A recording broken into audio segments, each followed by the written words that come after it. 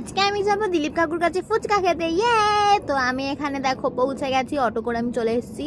তো এখানে একটুখানি মানিকতলা থেকে হেঁটে যেতে হবে। তো ওইদিকে যারা থাকো তারা সবাই চেনো, তো ওখানে গিয়ে নাম করলেই সবাই চিনতে পারবে। তো এখানে দেখো আমি প্রথমে এসেই খাওয়া শুরু করে দিয়েছি। উফ, জাস্ট অসাম খেতে। একটা জাস্ট মুখে ফুচকা যায় আর 10 টাকা 3টে দেয়, বাট তোমরা যদি 20 টাকার খাও তোমাদের পেট পুরো ভর্তি। আর এই জলটা, ও মাই গড, জাস্ট হেভেন। জলটাই জাস্ট অসাম খেতে। তারপরে লাস্টে দেখো এখানে চাটনি ফুচকা দিয়েছে, ওটা তো আমি মুখেই ঢোকাতে পারছি না, এত বড়।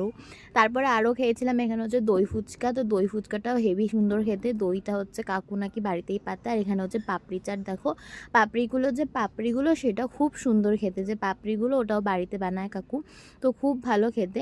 আর এখানে দেখো এত মশলা দিয়েছে এর উপরে, এটাও আমার মুখের উপরে ঢুকিয়ে আমি আর মুখ এরকম নাড়াতে পারছি না। তারপরে যেভাবে করে আমি এখন বাড়ি যাই, তোমাদের সাথে দেখা হচ্ছে নতুন একটা মিনি ব্লগে। বাই।